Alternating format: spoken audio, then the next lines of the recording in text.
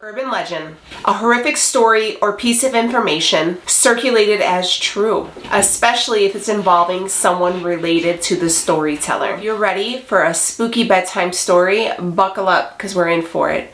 My name is Danielle, and this is the legend of the Resurrection Mary. Welcome back. I tried to do like a little spooky, I'm no Bailey Syrian, but look, I tried to do a little spooky backdrop. I'm even in my spooky pajamas. Tonight we are telling a bedtime story. So you remember when you were kids and maybe you had a babysitter and you would like get cuddled in bed and you'd be in your PJs, and especially during spooky Halloween season, you would want to hear a spooky story. Especially if it had a ring to truth to it. Especially if somebody knew somebody and they made it relatable. And that was the stuff that stuck with you. So tonight I'm going to tell you a bedtime story. So as you see here, I am still in my makeup, but I do have my pajamas on. I'm going to go upstairs and I'm going to take off my makeup. And we're going to do some skincare before we get ready for bed. Before we jump into this, I'm going to go ahead and get my face undone. If you guys are wondering what I'm going to use to take off my makeup, I double cleanse on makeup days. I use the Makeup Remover Melting Balm by Neutrogena. This is the one I use. I follow up for my second cleanse with the Ordinary Squalane cleanser, Squalane base cleanser and makeup remover. I always double cleanse, and this is the one I use. Traditionally, I always just sit down and tell you guys the story, but I decided tonight to make it a little bit different. We are going to do a little skincare, a little nighttime skincare routine, and I'm going to tell you a story while we do that. So go upstairs or go wash your face, bring your skincare routine with you, and we'll do it together. All right. Be right back. All right, I am back here. So this is the me. So my face is washed and we are ready for our story. So first things first is we're gonna clip back our hair. All right, make sure I got my little spooky mug here. Got this from the Jewel. If you guys are from Chicago, you already know about the Jewel. Resurrection Mary has been an ongoing urban legend here in Chicago for over 90 years. The very first sighting of Resurrection Mary was in 1939 by a man named Jerry Pallas. So basically how he said he met her is he was driving down Archer Avenue. And I'm going to be inserting some clips so you guys can see where I'm speaking of. So here was Jerry, it's the 30s, he's driving down Archer Avenue and he sees this beautiful young girl in her 20s in a beautiful white dress with long blonde hair, and she's walking on the side of the road. So Jerry picks her up and they're driving down Archer, and Archer is a very long street, mind you. It goes from one side of the city to the other, and he's driving down Archer and she tells him to stop at Resurrection Cemetery. And he's like, what? Why would you want me to stop? She gets out of the car and she starts to walk towards the cemetery. He turns away real quick and she's gone. He panicked. He freaked out. He's like, where is she? And he claimed to everyone that who was this girl, that she was here and then she wasn't. He was asking about her and no one knew. Everybody thought he was crazy. Years later, people have still said they've seen her. I know people have claimed to have seen her. So while we're telling the story, we're actually going to start a face mask. This is the number 7 Instant Results Nourishing Hydrating Mask. So this is what it looks like. So we're going to put that on throughout the year. So mind you, this was 1939 when Jerry said he first seen her. And throughout the years, people still claim to have ran into her, to have seen her, seen a young girl hitchhiking down Archer. Some people have said that they even hit her and they pulled over and tried to use somebody's phone to say, hey, I just hit a girl. This has been going on. In 1979, a reporter even did a story on Resurrection Mary. He interviewed a cab driver named Ralph. Ralph didn't want his last name to be released, but he has said that he was driving down Archer. He had a cab fare and had dropped somebody off in like a southwest suburb, and he wasn't too sure on how to get back. So he was driving down Archer and he's seen this young girl walking down the street. She was a young girl in her 20s with long blonde hair, and she was only in a white dress, and it was already cold out. So he was like, hey, you know what? Let me pull over. It's still the 70s, so I mean, still stranger danger, but nonetheless, he pulled over and he was like, hey, you know what? I'm kind of lost right now. If I offer you a free cab ride, can you show me the way to get to the expressway? She's like, yeah, sure. So she jumped in the front seat and they were driving. And from what Ralph said is that they didn't really speak. The only thing that she said was, wow, the snow really came early this year. And he was like, yeah, I agree. Chicago weather, it's wild. So I look crazy. So he continues driving and, you know, they're just kind of trotting down Archer, and then she yells, stop. And he like slams on his brakes and she's like, here, you need to leave me here. Right in front of Resurrection Cemetery. And he's like, what? And then he kind of looks away for a second. He's like, what? She was gone. And he swore up and down. He's like, you know, God strike me dead. It was, and he would even the reporter commented on that he was so just distraught telling this story. And he just said it wasn't like he was making it up, okay? Throughout all these years, there have been dozens of men saying that they have seen a blonde walking down Archer in a white dress. Very, very beautiful. Some men will see this young girl walking down this street. And if you see the clips, you will see that Archer Avenue is a very, very busy street, especially right there because it's by factories. People are flying. It's a dark street. There's not a lot of space to walk. And a young girl walking down the street by herself is very alarming. So people have noted that they have seen her. Some people have said that they have seen her and she's jumped in front of the car, and they've even called 911 to say, hey, I just hit somebody and I can't find the body. The police will show up, and all they would see in the grass is just the grass went a little dent in the grass, and that's it. So here we are out in the rain here. See, here's a cemetery entrance, and this is Archer. So you would see her walking down here. These people are probably thinking I'm crazy, but this is the street where we would see her being haunting and walking and trying to hitchhike. So this is the path of Resurrection Mary. This isn't just one person. This is multiple people for multiple generations. So who was Mary? Who was she before she became the urban legend, the hitchhiking ghost? Who was she before all of this? So the most prominent tale of Mary is that Mary was a young girl in the 1930s, and she went to a ballroom called O. Henry's Ballroom. And she went out dancing for the night, and she had a date. That Mary and her date got into a little argument, and she stormed out of the dance hall. As she was storming out of the dance hall, she decided to walk home and walk down Archer. O. Henry's eventually was renamed the Willowbrook Inn, and it was up and going into 2016, and it actually burned down. But nonetheless, this was a very popular place that they would have dances and stuff like this during this time. So, but also remember, Archer is, some of it has a lot of, in that area where that the O. Henry's Ballroom was a lot of forest preserves. So for anybody to be walking down those streets at night is very dangerous because it's not very well lit. It's not very well lit now. I don't know what it was like in the 1930s. So as Mary was walking down the street, she was hit by a car. This is what the legend says. Mary was hit by a car, and they kept going. And Mary died on the side of the road. Once Mary's family heard of her death and they had her body, they buried her in her favorite white dress and her dancing shoes. Now, what I have read and what I have heard is that according to legend, that Mary's family was poor. And they did not have the money to bury Mary because she was a young girl, and you don't ever have money you never think of that when you have a child. So they actually purchased a unmarked grave, like a rental grave, from the cemetery in hopes that they were going to save up enough money to buy her a permanent spot with a permanent stone. As time passed, Mary's parents both passed away, and no permanent grave or permanent stone was ever made.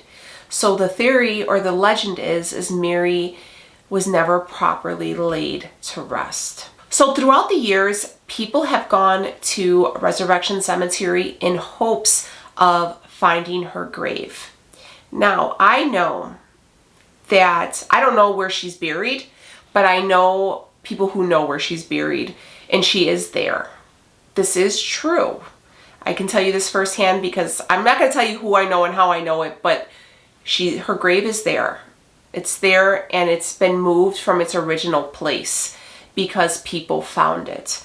So she is there. She is in Resurrection Cemetery, but only the people who work the grounds and run the cemetery know where she is. Resurrection Cemetery is 530 acres. It's one of the biggest cemeteries in North America and one of the most haunted. There are so many scary stories and ghost stories and kind of weird things that have happened there that will make the hair on the back of your neck stand up. I don't have any family there, but I do know that my aunt's mom is there. And I remember we went to her service and the radio stopped working on the car. It was the craziest thing. But if you ever wanted to, like, you know, give yourself the creeps, Google all the weird things that have happened there. It's kind of crazy. Many people have tried to find the true identity of Mary. Who was she? So there's two different there's two different women that people point at, but both of them really don't fit the description. The first one is Mary Bergovi. She was a 21-year-old woman that was killed as a passenger in a car in 1934. This Mary was a passenger in a car. They were on Lower Wacker in Lake, and the driver of the car hit the L head on. It crashed into the L, and Mary went through the windshield and she passed away. The reason why they specifically claim that Mary Bergovi is the one that people assume is the Resurrection Mary was because there was a man in the early 40s who said he picked her up and he took her dancing at O. Henry's, and he even went to go and drive her home, but he had to stop at Resurrection and she disappeared. He had her name and he actually went to her house, and her parents said, no, Mary died in a car accident. But Mary Bergovi was a brunette, not a blonde. Anna Norkus. Anna Norkus was a 13-year-old girl, and she was a very devout Catholic, and she took on the name, I think it's Maria in Lithuanian, but it translated to Mary, so that's why they called her Mary. But again, she did die in a car accident after coming home with her family from a dance at O. Henry's. Anna was only 13, so she doesn't fit the description of a 20-year-old female, but she was a blonde. Now, there has been another night where a man has reported seeing a young woman locked inside the cemetery. He's driving down the street and he sees her there, and she's screaming to be let out, and he panics and he's trying to get to her, so he calls 911 and tells the police there's a woman who is locked inside the cemetery. We have to get her out. So the police come and they don't see anyone. But when they get there, they notice that the bars on the actual gates to the cemetery are pried open. Ooh, I just got chills. And you could see where they were pried and she was trying to get out.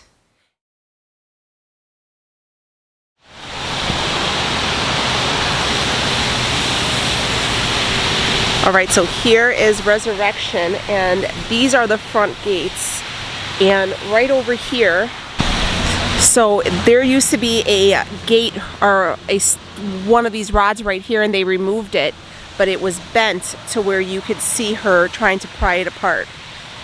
And that is where Resurrection Mary was supposed to be trying to come out of the actual cemetery. It is pouring down rain right here, but here is Resurrection. A lot of spooky tales, but we always try to show respect for those who have departed. Now you will see in the footage I'm going to show you, the cemetery actually removed that piece of the pole or the metal from the gate where it was seen that she was trying to pry out, because people were coming to look at it. Urban legend? Ghosts are real. There is a bar that I'm also going to show you clips of called Chets Melody Lounge. All right, guys, so right here will be Archer Avenue. Hopefully you can hear me. You can see it's a main street, so people are flying constantly. But at night, you should see Resurrection Mary walking down the street and trying to hitchhike a ride. Now, to go along with our story, we're going to turn across the street and we're going to show up at, it's called Chets Melody Lounge. Chets Melody Lounge has been known to have a lot of hauntings, a lot of creepy stuff. Tradition for Chets Melody Lounge, they will leave a Bloody Mary at the end of the bar for Resurrection Mary. And it's a sacred thing, so if you guys are ever in the area and you want to check it out, you can always check out Chets Melody Lounge. It's right here in Justice, directly across the street from Resurrection Mary's residence. This place, whoa, spooky central. Like, we need the Ghostbusters legitimately to go check out this place. Chets is said to be haunted by many different ghosts. There's one in the basement. His name is Ben. Ben actually was a, I don't know if he was homeless or how the story went, but he was actually camping in the back of the bar. And for some reason, I guess how it happened was the tent caught fire and he died of asphyxia. He is now a ghost in the basement of Chets. There's also I guess they're paranormal hunters, and they went and actually investigated Chets Bar. And I am going to play you guys a couple sound bites from their YouTube videos. It is scary, where they're actually hearing the ghost talk to them. So there's Ben, who haunts the basement. There's Lizzie, who's another ghost that haunts the woman's bathroom, where women go in there and she locks them in. All right, let me go rinse this off. I'll be right back. Base is clean. Next up is going to be a little, this is a glycolic acid toning solution from The Ordinary. Be careful using this initially, guys. It can be a little strong, but I use this once a night. I use this at night before I go to bed. So, and I use a little cotton swab. And yeah, we're gonna tone our skin. So, I told you about Lizzie. I'm gonna tell you what. I was outside that bar, and Leo's like, you wanna go in? I said, no, because I ain't fixing to fight Lizzie in the bathroom, because it's, because I think she'll win. I just can't. So then there's Lizzie. There's also people who say that there are children in that basement, like ghost children, and they could hear them running around. I feel like any basement's really creepy, but that one I feel like takes the cake. Even when I was playing it, my dog started crying. So it's real, okay? So you guys remember Ralph, right? The cab driver who he told the story to the reporter in 1979. So when Ralph picked up Mary and she disappeared, he was freaked out. I don't blame Ralph. Ralph is me. I am Ralph, because I would be freaked out. I was a little scared just filming this, and this was during like the daytime. You know, it wasn't even dark out yet. And so he was like, man, I need a drink. Where did Ralph go? Ralph went to Chets. So Ralph sits down and he's like having a couple drinks, and he's talking to Chet, the owner at the time, and he's like, man, you're not gonna, I just picked up this girl, and she was there one moment and then she wasn't, and he was freaked out, and he's like, that's Mary. And he's like, what? He's like, yeah, it's Resurrection Mary. You know, she's just a hitchhiking ghost, the archer. You know, you picked her up. It's all good. It's normal. That's just who she is. We're not judging. And he's like, okay, we'll keep him coming, because he wasn't as cool about it as Chet was. There has been other times where there was another cab driver who picked up Mary, and she asked for the cab driver to leave her, to drop her right at Chet's. Now, the reason why, I know a lot of people think this is a BS thing, but the gates to, the actual main gate to Resurrection Cemetery was directly across the street from Chet's at one point, and it has been moved to the other side of the cemetery. So it makes sense. She was dropped, she had the cab driver drop her at Chet's, and she said she had to go in and use the powder room. Well, the cabbie was like, where is this girl? I need to get my fare. He went in there and she wasn't there. No one had seen her. So Chet's now has the ghost Ben in the basement. He has the ghost Lizzie in the bathroom. He has the kid ghost in the basement. It's a very haunted place, right? And so he has all these ghostly figures. Chet's up to his eyeballs in paranormal activity. Before we go on to the next thing, we are going to be using the Neutrogena Rapid Wrinkle Repair Moisturizer. This is the night version. I put like that much. Get a little bit more. So, I warm it up in my hands too. Always warm up your products. And So what does Chet do? You think Chet's like, hey, we're just gonna pretend like it doesn't happen? No, this is what Chet does. My guy Chet leaves the corner bar stool at his bar open with a Bloody Mary sitting at it every day. Well, in the 70s and 80s, I don't think they do it anymore, but they do it, and he would leave it for her just in case, hey, she wanted to walk in. He said, no problem, Mayor, here, I got a cocktail waiting for you. So he embraced it. I will say this, I do know that they had a lot of ghost tours. They used to have a lot of Halloween parties, so they did monetize on it quite a bit. But, you know, it's a very small bar, as you see. Guys, when you hear these ghost stories, or hear these ghosts responding, because they have like that, I forget what it's called. All right, so I'm actually looking at their page because I found this, okay? And it's the Ghost Research Society investigated Chet Melody's Lounge December 18th, 2018. And the team members included Dale Kazmarek with the help of Edward Shanahan and Richard Przunsky, okay? They were doing phasma boxes, okay? And they would say something and they would ask questions, right? So they would say, hey, can you tell us what room we're in right now? And the guy would say basement.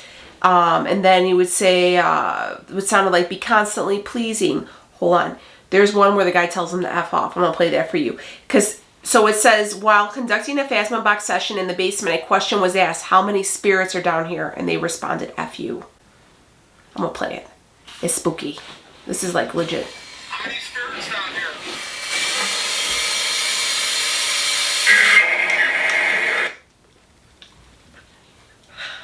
Like, it scares me so much. Okay, so we got that one. This one says, while conducting a phasma box session in the basement, Shanahan had commented about the last time he investigated here that he invited some children ghosts to help out. The device clearly said children in a deep male voice. This is the last scary one because this stuff is going to give me nightmares because I'm 5. Here we go. We've been picking up children.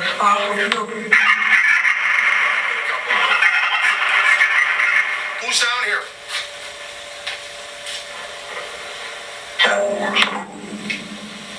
Who's down here? Can you tell us your first name? Yes. It's tough. Can you tell me your first name?